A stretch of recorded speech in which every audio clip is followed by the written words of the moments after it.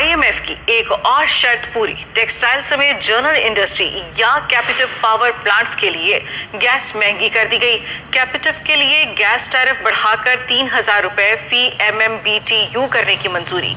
वज़ीर खजाना की ज़ेर सदारत इक्तिसादी राब्ता कमेटी का इजलास। घरेलू सारिफीन के लिए गैस की कीमत बरकरार रखी गई। गैस की नई कीमतों का इतलाक आज से होगा। IMF की एक और शर्त पूरी। टेक्सटाइल समेत जनरल इंडस्ट्री या कैपिटिव पावर प्लांट्स के लिए गैस महंगी कर दी है। कैपिटल के लिए गैस टैरिफ बढ़ाकर 3,000 रुपए फी MMBTU करने की मंजूरी।